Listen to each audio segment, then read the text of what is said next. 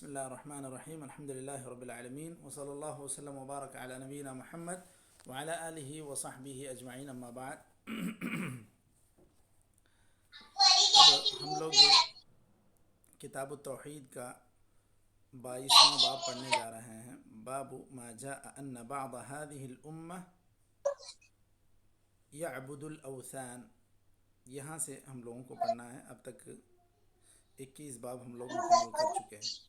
جی پڑھیں گے شیخ. بسم الله الرحمن الرحيم. باب ما جاء أن بعض هذه الأمة تعبد الأوثان. وقول الله تعالى ألم تر إلى الذين أوتوا نصيبا من الكتاب يؤمنون بالجبت والطاغوت ويقولون للذين كفروا هؤلاء أهدى من الذين آمنوا سبيلا. وقوله تعالى قل هل أنبئكم بشر من ذلك مثوبة عند الله من لعنه الله وغضب عليه وجعل منهم القردة والخنازير وعبد الطاغوت أولئك شر مكانا وأضل عن سواء السبيل. وقوله تعالى قال الذين غلبوا على أمرهم لنتخذن عليهم مسجدا. عن أبي سعيد رضي الله عنه أن رسول الله صلى الله عليه وسلم قال لتتبعن سنن من كان قبلكم حذو القذة بالقذة حتى لو دخلوا جحر ضب لدخلتموه. قالوا يا رسول الله اليهود والنصارى قال فمن؟ أخرجاه. ولمسلم عن ثوبان رضي الله عنه أن رسول الله صلى الله عليه وسلم قال إن الله زوالي الأرض فرأيت مشارقها ومغاربها وإن أمتي سيبلغ ملكها ما زوي لي منها وأعطيت الكنزين الأحمر والأبيض وإني سألت ربي لأمتي ألا يهلكها بسنة بعامة وألا يسلط عليهم عدوا من سوى أنفسهم فيستبيح بيضتهم. وإن ربي قال يا محمد إني قد قضيت قضاء فإني لا يرد وإني أعطيتك لأمتك ألا أهلكهم بسنة عامة وألا أسلط عليهم عدوا من سوى أنفسهم فيستبيح بيضتهم ولو اجتمع عليهم من بأقطارها حتى يكون بعضهم يهلك بعضا ويسبي بعضهم بعضا.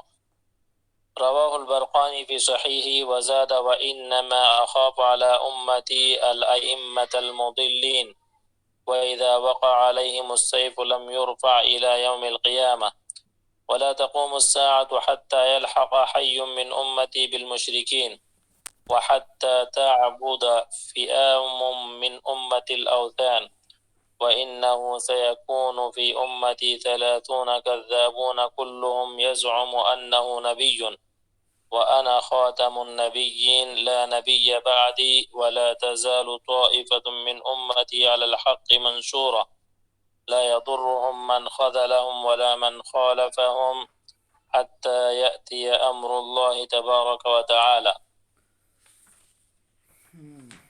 چلیے پہلے یہاں تک پڑھ لیتے ہیں، پھر اس کے بعد انشاءاللہ آگے مسائل کو پڑھتے ہیں انشاءاللہ. چلیے بسم اللہ الرحمن الرحیم الحمد للہ رب العالمین وصلی اللہ وسلم وبارک علی نبینا محمد وعلی آلہ وصحبہ اجمعین اما بعد. کتاب التوحید میں مؤلف رحمہ اللہ نے جو اہم ابواب باندھے ہیں اس میں سے ایک باب یہ بھی ہے باب ما جاء ان بعض هذه الامہ یعبد الاوثان. باب اس بیان سے متعلق کہ اس امت کے بعض لوگ بتوں کی عبادت کریں گے، بتوں کی پوجا کریں گے.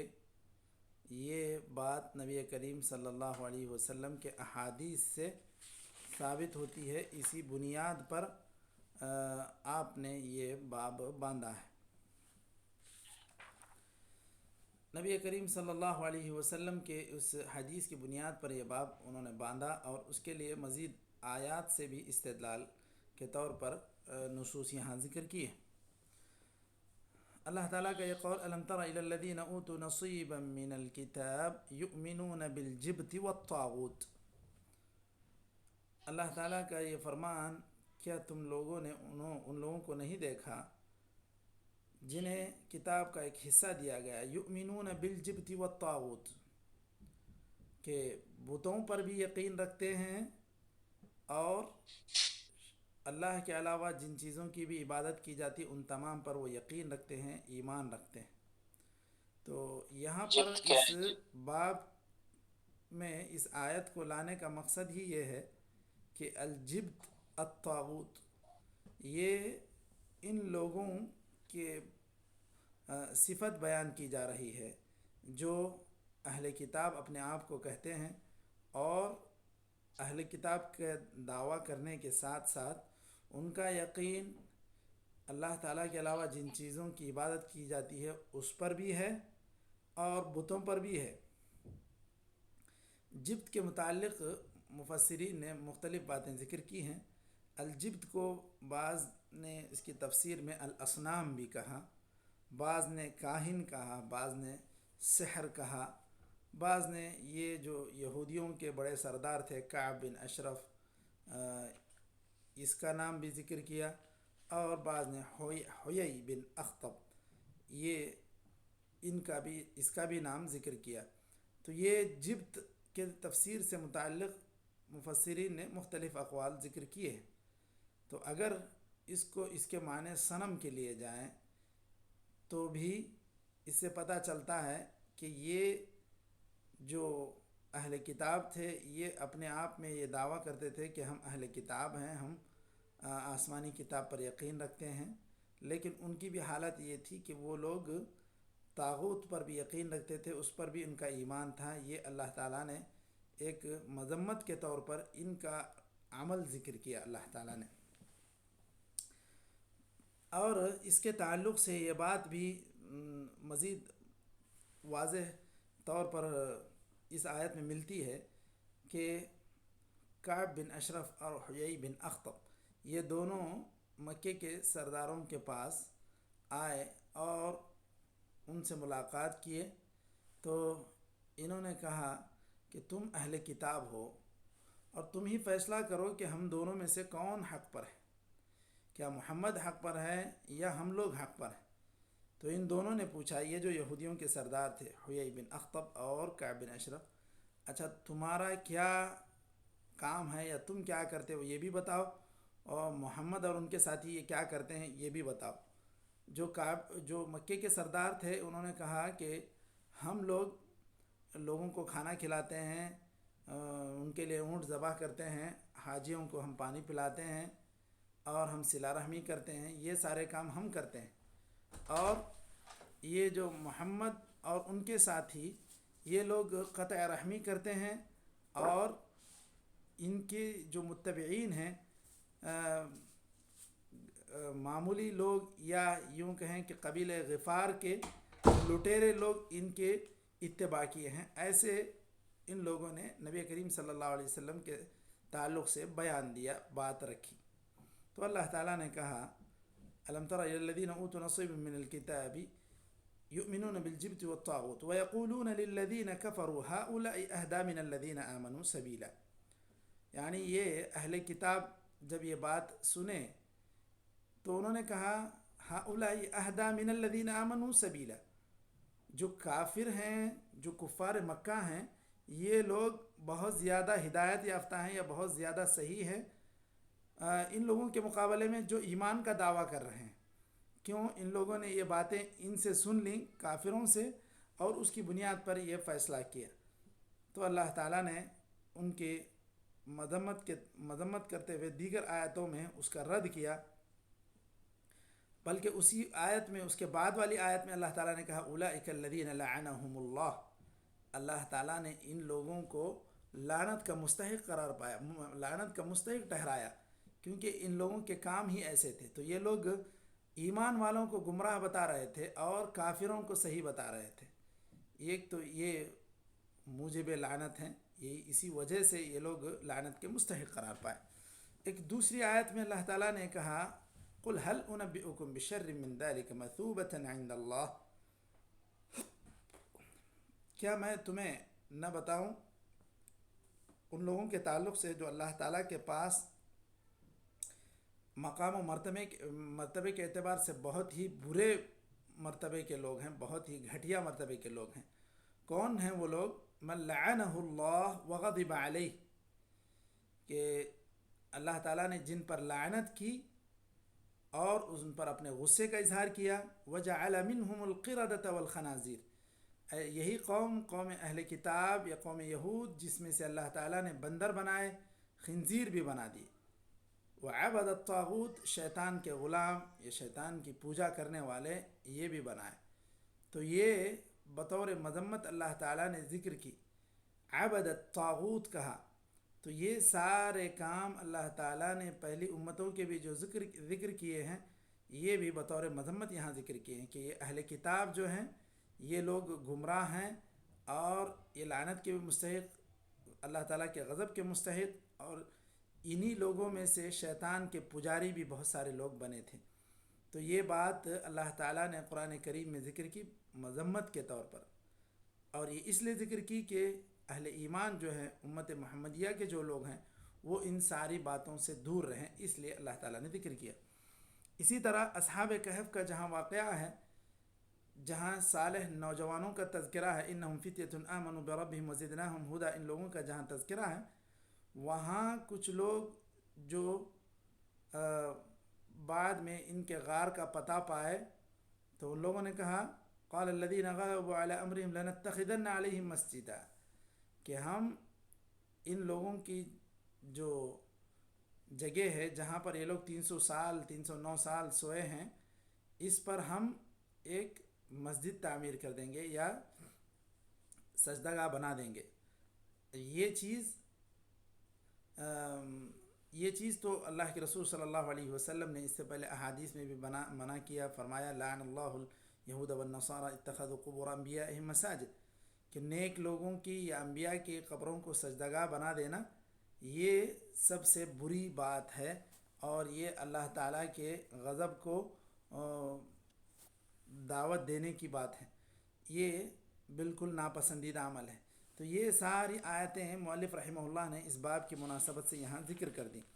تو یہ جو اہل کتاب کا عمل تھا، یا اس کے علاوہ جن لوگوں نے بھی اس طرح نیک لوگوں کے قبروں پر مسجد تعمیر کرنے کی بات کی، یہ سارے کے سارے مذمت کے پس منظر میں یہاں ذکر ہوئے ہیں، تاکہ اہل ایمان امت محمدیہ کے لوگ اس سے دور رہیں۔ حضرت ابو سعید خدری رضی اللہ عنہ سے ایک حدیث مروی ہے، اس کو یہاں پر مؤلف رحمہ اللہ نے ذکر کیا اسی باب کی مناسبت سے، لَتَتَّبِعُنَّ سَنَنَ مَنْ كَانَ قَبْلَكُمْ حَذْوَ الْقُذَّةِ بِالْقُذَّةِ حَتَّى لَوْ دَخَلُوا جُحْرَ ضَبٍّ لَدَخَلْتُمُوهُ قَالُوا يَا رَسُولَ اللَّهِ الْيَهُودَ وَالنَّصَارَى قَالَ فَمَنْ أَخْرَجَاهُ۔ حضرت ابو سعید خدری رضی اللہ عنہ کی جو حدیث ہے کہ نبی کریم صلی اللہ علیہ وسلم نے کہا کہ تم لوگ اپنے سے پہلی امتوں کی بالکل اتباع کرو گے، انہی کے نقش قدم پر چلو گے۔ کس طرح؟ حذو القذۃ بالقذہ، القذہ کسے کہتے ہیں؟ اصل میں وہ پرندے کا وہ پر جس کو تیر پر لگایا جاتا ہے، تو بالکل وہ پر کو جو نکال کر اس کو صفائی کر کے اس کو برابر تیر کے اندر اس کو لگایا جاتا ہے، اور وہ سارے کے سارے پر ایک دوسرے کے برابر ہوتے ہیں۔ تو بالکل یہ مثال وہاں استعمال ہوتی ہے جہاں دو چیزوں کو بالکل مشابہ بتلانے کے لیے ایک تعبیر استعمال کی جاتی ہے۔ تو حذو القذۃ بالقذہ، یا دیگر احادیث میں حذو النعل بالنعل بھی کہا گیا، کہ جس طرح ایک چپل دوسرے چپل کی طرح ہی ہوتا ہے یقیناً، اسی طرح تم لوگ بھی انہی کے نقش قدم پر چلو گے۔ یہ بات ذکر کی نبی کریم صلی اللہ علیہ وسلم نے۔ یہاں یہ الفاظ بدل کر ہیں، اور اس کا معنی ہے القذہ ریشۃ السہم، یہ وہ پر جو تیر میں لگایا جاتا ہے۔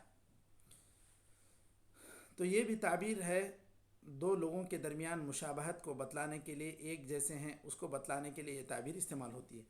آخر میں جو جملہ استعمال ہوا ہے یہ دیگر احادیث میں بھی استعمال ہوا، حتی لو دخلوا جحر ضب لدخلتموه، ایک تنگ راستہ جو جو ضب کا جو گھر ہوتا ہے، گھوڑپوڑ کا جو گھر ہوتا ہے، وہ ایک چھوٹی سی بل ہوتی ہے، وہ اتنی تنگ جگہ میں اگر وہ لوگ گھسیں گے تو تم لوگ بھی اس کے انہی کی اقتداء میں، انہی کے مشابہت میں تم لوگ بھی اس طرح کے گھر میں گھس جاؤ گے گویا کہ یہ پوری طرح ان کے تم لوگ پیرو بن جاؤ گے، تم ان لوگوں کے پیروکار بن جاؤ گے. یہ بات بتلانے کے لیے نبی کریم صلی اللہ علیہ وسلم نے تشبیہ کے طور پر یہ تعبیر استعمال کی.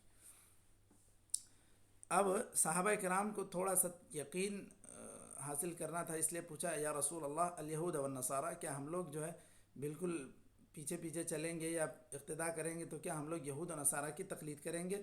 تو آپ صلی اللہ علیہ وسلم نے کہا فمن، یعنی اگر یہ لوگ نہ ہوں گے تو پھر کن کی تم اقتداء کرو گے؟ یہی لوگ ہیں، انہی کی تم اقتداء کرو گے یا انہی کی تم پیروی کرو گے. تو یہ بات نبی کریم صلی اللہ علیہ وسلم نے بتلائی کہ جس طرح وہ لوگ اللہ تعالیٰ کے غضب کو دعوت دیے اور جس طرح وہ لوگ ایسے کام کیے کہ اس کی وجہ سے لعنت کے مستحق قرار پائے، ایسے لوگوں کی تم لوگ اقتداء کرو گے جن پر اللہ تعالیٰ کا غضب نازل ہوا، جن پر اللہ تعالیٰ کی لعنت نازل ہوئی.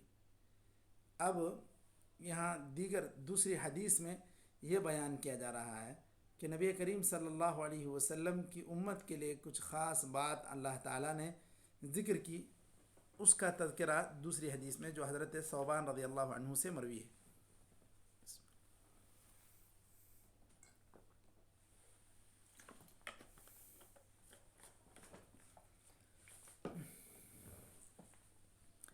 حضرت ثوبان رضی اللہ عنہ سے حدیث مروی ہے کہ نبی کریم صلی اللہ علیہ وسلم کے لیے زمین کو لپیٹ کر دکھا دیا گیا، زوا طوا کی طرح لپیٹ کر دکھا دیا جانا یا مختصر کر کے دکھلا دینا.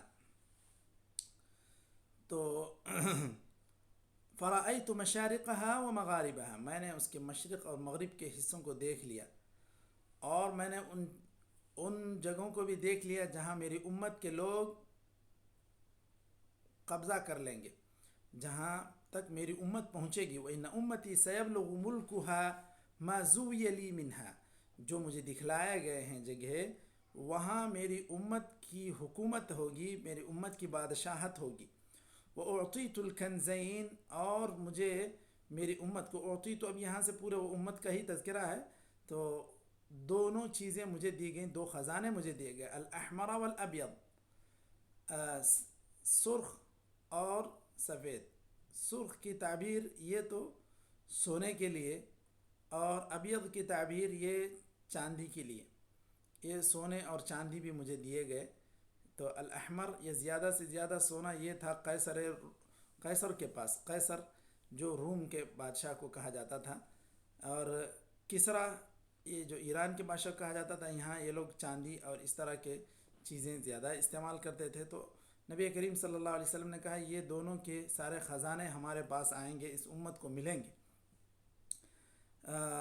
اور باقاعدہ یہ چیزیں ہوئیں جو نبی کریم صلی اللہ علیہ وسلم نے پیشن گوئی کے طور پر ذکر کر دیا تھا کہ نبی کریم صلی اللہ علیہ وسلم کے بعد یہ روم اور ایران سارے فتح ہوئے. حضرت عمر رضی اللہ عنہ کے دور میں یہ ساری چیزیں آپ کے دربار میں لائی گئیں، اور کسریٰ کا تاج بھی آپ نے دیکھا اور کہا کہ لوگ اس کے لیے لڑتے جھگڑتے ہیں. یہ ساری چیزیں حضرت عمر رضی اللہ عنہ کے دور میں فتح ہو کر یہ ساری دولت بھی آپ کے خلافت میں آئی پہنچی، اور آپ صلی اللہ علیہ وسلم نے جو پیشن گوئی کی تھی وہ صحیح ثابت ہوئی، سچ ثابت ہوئی. اب نبی کریم صلی اللہ علیہ وسلم نے یہاں اور بھی کچھ اپنی امت سے متعلق باتیں ذکر کی ہیں. آپ صلی اللہ علیہ وسلم نے کہا وَإِنِّي سَأَلْتُ رَبِّي لِأُمَّتِي أَلَّا يُهْلِكَهَا بِسَنَةٍ عَامَّةٍ، بعض نسخوں میں بعامةٍ ہے تو بعض زائدہ بھی کہا گیا ہے. اگر بعض نسخوں میں با نہیں ہے تو پھر وہ زیادہ صحیح معلوم ہوگا، کیونکہ وہ سنہ کی صفت ہے. سنہ قحط سالی کو کہتے ہیں. وَلَقَدْ أَخَذْنَا آلَ فِرْعَوْنَ بِالسِّنِينَ، اس کی جمع سنین ہے، سنتن کی جمع قحط سالی. وَأَلَّا يُسَلِّطَ عَلَيْهِمْ عَدُوًّا مِّن سِوَىٰ أَنفُسِهِمْ فَيَسْتَبِيحُ بَيْضَتَهُمْ، میں نے اللہ تعالیٰ سے یہ بھی مانگا کہ ان کے دشمن ان پر اس قدر حاوی نہ ہو جائیں یا ان کو اس قدر ان کے اوپر مسلط نہ ہو جائیں کہ ان کی ہر چیز لوٹ لے جائے. فیستبیح بیضتہم، بیضتہم کہتے ہیں ما بحوزتہم، جو کچھ ان کے پاس ہوگا، ان کے پاس جو زمین ہے، مال جائیداد، جس چیز کے بھی وہ مالک ہیں، پورے کا پورا صفایا کر کے نہ لے جائیں. تو مطلب یہ ہے کہ پوری کا پورا تو نہیں لے جائیں گے، لیکن کچھ نہ کچھ تو جائے گا. اس کی نفی نہیں ہے اس حدیث میں. فیستبیح بیضتہم، بیضتہم کہتے ہیں پورے کا پورا جو بھی ان کے پاس، ان کے قبضے میں اچھی چیز ہوگی، چاہے زمین ہو، چاہے مال دولت ہو، یہ ساری کی ساری چیزیں کوئی دشمن آ کر ان سے لوٹ لے جائے اور یہ پورے کے پورے کنگال ہو جائیں، پوری امت کنگال ہو جائے، ایسا تو نہیں ہوگا. وَإِنَّ رَبِّي قَالَ يَا محمد، اللہ تعالیٰ سے دیگر احادیث میں جو نبی کریم صلی اللہ علیہ وسلم کی دعاؤں کا ذکر ہے، اس میں آپ صلی اللہ علیہ وسلم نے یہ بھی کہا کہ میں نے اپنے امت کے لیے اللہ تعالیٰ سے 3 چیزیں مانگی تھیں کہ میں نے مانگا کہ اے اللہ میری امت کو قحط سالی سے پوری طرح ہلاک نہ کر دے. تو اللہ تعالیٰ نے میری اس دعا کو سن لیا. اور اسی طرح اللہ تعالیٰ سے میں نے دعا کی کہ میری امت کو ڈبا کر ہلاک نہ کر دینا. تو اللہ تعالیٰ نے یہ بات بھی سن لی. میں نے اللہ تعالیٰ سے کہا کہ یہ لوگ آپس میں لڑ بھڑ کر نہ اپنے آپ کو نقصان پہنچائیں. تو اللہ تعالیٰ نے کہا کہ یہ دعا قبول نہیں ہوئی. پھر اللہ تعالیٰ نے یہاں پر یہی کچھ دیگر تعبیر ہے کہ دوسرے دشمن ان پر حاوی نہیں ہوں گے، یہ تعبیر یہاں پر ہے اس حدیث میں.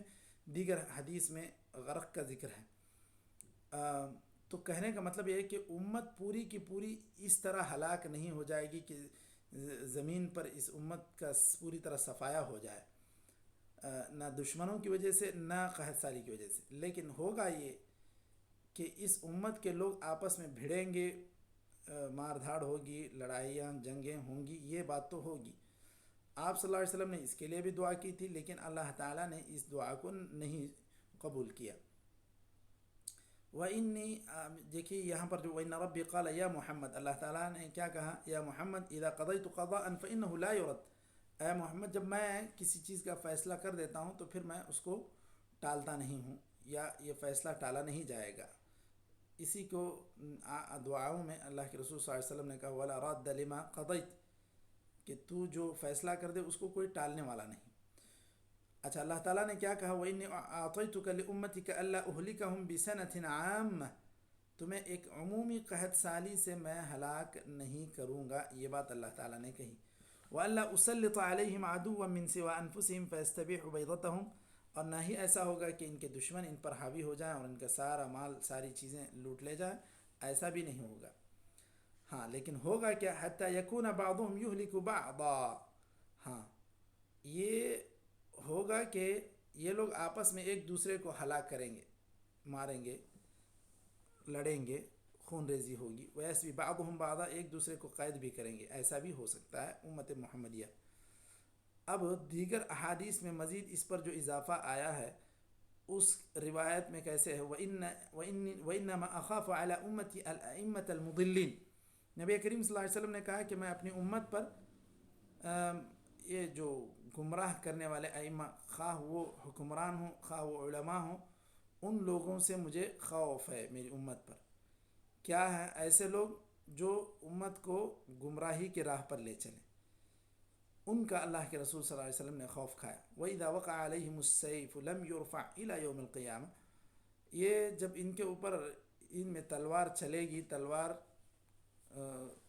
کا ایک مرتبہ فتنہ شروع ہو جائے گا تو وہ رکے گا نہیں قیامت تک. یہ فتنہ شروع ہوا کب؟ حضرت عثمان رضی اللہ عنہ کے دور میں ہوا. یہیں سے حضرت عثمان رضی اللہ عنہ کو لوگوں نے معصوم خلیفہ کو ایک قتل و غارت گیری کا بازار گرم کرنے کے لیے کچھ اوباشوں نے ان کو قتل کیا، اور یہیں سے یہ ساری باتیں شروع ہونے لگیں. وَحَتَّى تَعْبُدَ فِئَامٌ مِّنْ أُمَّتِي الْأَوْثَانِ، یہ اصل میں محل استشہاد ہے اس پوری حدیث کو ذکر کرنے کا. وَحَتَّى تَعْبُدَ فِئَامٌ مِّنْ أُمَّتِي الْأَوْثَانِ، میری امت کے کچھ لوگ، فئتن کی جمع فئاتن، اور یہ فئام جمع ہے. فئام من امتی، کچھ جماعتیں، کچھ قبائل، اس طرح کہہ سکتے ہیں. فئام من امتی، میری امت کے کچھ لوگ، کچھ جماعتیں بتوں کی پوجا کریں گے. الوثن اصل میں صرف بت ہی کو نہیں بلکہ جو بھی قبر ہو یا جس کو بھی اللہ کے علاوہ پوجا جائے اس کو کہتے ہیں الوثن۔ تو یہ وثن اس کو کہا جائے گا، جو بھی اللہ کے علاوہ چیزیں پوجی جاتی ہیں ان کو الاوثان کہا جائے گا۔ وَإِنَّهُ سَيَكُونُ فِي أُمَّتِي كَذَّابُونَ ثَلَاثُونَ، تو قیامت کے قریب یہ ساری چیزیں ہوں گی۔ امت محمدیہ کے لوگ، اپنے آپ کو مسلمان کہنے والے لوگ، اللہ کو چھوڑ کر کچھ قبر کو بھی پوجیں گے، کچھ لوگ بتوں کی شکل میں بنے بتوں کو بھی پوجیں گے، یہ ساری باتیں ہوں گی۔ وَإِنَّهُ سَيَكُونُ فِي أُمَّتِي كَذَّابُونَ ثَلَاثُونَ، میری امت میں کچھ لوگ جھوٹے بھی نبوت کا دعویٰ کر اٹھیں گے، اور ان کی تعداد نبی صلی اللہ علیہ وسلم نے تو 30 کہا۔ اب یہ تو ایک کثرت کے لیے آپ صلی اللہ علیہ وسلم نے ذکر کیا، ورنہ تو کئی لوگ اس طرح نبوت کا دعویٰ کرتے ہوئے اٹھے ہیں اور یہ اٹھتے رہیں گے، لیکن آپ صلی اللہ علیہ وسلم نے کیا کہا؟ کلہم یزعم انہ نبی وانا خاتم النبیین لا نبی بعدی۔ یہ ہر امت کے یہ جتنے لوگ آئیں گے یہ لوگ جھوٹے نبی ہوں گے، نبی ہونے کا دعویٰ کریں گے، لیکن میں تمہیں خبردار کرتا ہوں کہ میں آخری نبی ہوں، میرے بعد کوئی آدمی نبی بن کر نہیں آئے گا۔ اچھا، یہ سارے فتنے ہوں گے، یہ ساری باتیں ہوں گے، لیکن اس حالت میں کچھ لوگ ہوں گے جو حق پر جمے رہیں گے، ڈٹے رہیں گے۔ کئی لوگ آپ صلی اللہ علیہ وسلم کے بعد نبی ہونے کا دعویٰ کیے۔ الاسود العنسی، یہ یمن کا تھا، اس نے نبی صلی اللہ علیہ وسلم کے حین حیات اس نے دعویٰ کیا تھا۔ مسیلمہ الکذاب، اس نے بھی دعویٰ کیا تھا۔ آپ صلی اللہ علیہ وسلم کی وفات سے پہلے ہی مسیلمہ کذاب کا قتل ہوا۔ اس کو قتل کیا حضرت حمزہ رضی اللہ عنہ کے قاتل نے، وحشی بن حرب نے۔ اسود عنسی، اس کا بھی قتل ہوا۔ اس کے بعد بھی لوگ کئی نبوت کے دعوے کرتے رہے۔ ایک عورت تھی سجاح، اس نے بھی دعویٰ کیا تھا، وہ کہتے ہیں کہ توبہ کی۔ پھر اور بھی کئی لوگ تھے جنہوں نے نبوت کے دعوے کیے، نبوت کے دعوے کرنے والے لوگ پیدا ہوئے، لیکن نبی کریم صلی اللہ علیہ وسلم نے اپنی امت کو جو بات بتلا دی کہ یہ سارے کے سارے لوگ کذابین، یہ جھوٹے لوگ ہیں۔ اچھا، ایسے حالات میں بھی کچھ لوگ ہوں گے جو حق پر جمے رہیں گے۔ لا تزال طائفة من امتی علی الحق منصورة، میری امت کا ایک گروہ برابر حق پر رہے گا اور اللہ تعالیٰ کی طرف سے اس کی مدد ہوتی رہے گی۔ لا يضرهم من خذلهم، یہ لوگ کچھ بھی اس کو رسوا کرنے کی، ایسی جماعت کو، برحق جماعت کو رسوا کرنے کی کوشش کریں گے، کچھ بھی وہ ان کا بگاڑ نہیں پائیں گے۔ حتی یأتی امر اللہ تبارک و تعالی، یعنی قیامت تک۔ حتی یأتی امر اللہ تبارک و تعالی، یہ اشارہ ہے قیامت کی طرف۔ حتی یأتی امر اللہ تبارک و تعالی، قیامت تک ایسے لوگ رہیں گے دنیا میں جو حق پر جمے رہیں گے۔ اب یہ کون لوگ ہیں، اس تعلق سے محدثین نے مختلف اقوال ذکر کیے ہیں۔ یہاں امام احمد اور ابن المبارک وغیرہ سے منقول ہے کہ یہ اہل الحدیث ہوں گے، کہ ان کے علاوہ اور کسی پر یہ لقب صادق آتا ہے یہ مجھے نہیں پتہ۔ اس طرح امام احمد نے کہا، اور بھی دیگر لوگوں نے کہا۔ بعض لوگوں نے عرب کہا کہ عرب لوگ ہیں، لیکن اکثر جو محدثین نے اس تعلق سے ذکر کیا ہے طائفہ منصورہ یا طائفہ جو حق پر جمے رہے گا، اس کے تعلق سے اہل الحدیث کے الفاظ وارد ہیں کہ قیامت تک یہ لوگ حق پر ڈٹے رہیں گے، ان کو رسوا کرنے والے ان کا کچھ نہیں بگاڑ پائیں گے۔ یہ بات یہ محدثین نے اس حدیث کی شرح میں ذکر کی ہے۔ اب خاص اہل الحدیث کہہ لیں یا کوئی بھی عمومی طور پر مسلمانوں میں کوئی بھی کہیں بھی ایک جماعت ہو جو حق کی پابندی کرتی ہو تو وہ طائفہ منصورہ ہے، اور طائفہ منصورہ ایسے لوگ جو حق پر ڈٹے رہیں گے، یہ قیامت تک رہیں گے۔ اب اس کے ناموں کے تعلق سے اگرچہ کہ محدثین نے کچھ کلمات یا کچھ الفاظ کے ذریعے سے شرح کی ہے، لیکن اتنا تو ہے کہ ایک جماعت رہے گی قیامت تک جو حق پر جمے رہے گی۔ یہ بات اس حدیث سے ثابت ہوتی ہے۔ یہاں پر مؤلف رحمہ اللہ نے اس حدیث کو جو ذکر کیا، اس کی وجہ یا اس کا محل استشہاد یہی ہے وحتى تعبد فئام من امتی الاوثان، میری امت کے کچھ لوگ یہ اللہ کے علاوہ بتوں کو پوجیں گے یا قبروں کو پوجیں گے، یہ بات ذکر کرنے کے لیے اس حدیث کو یہاں پر مؤلف رحمہ اللہ نے ذکر کیا۔ اس کے بعد کئی مسائل کا وہ استنباط کر رہے ہیں، انشاءاللہ ہم لوگ مسائل کل پڑھ سکتے ہیں کیونکہ اب اس میں میٹنگ میں زیادہ وقت باقی نہیں رہ گیا ہے۔ نکتفی بهذا القدر، وصلی اللہ وسلم وبارک علی نبینا محمد وعلی آلہ وصحبہ اجمعین۔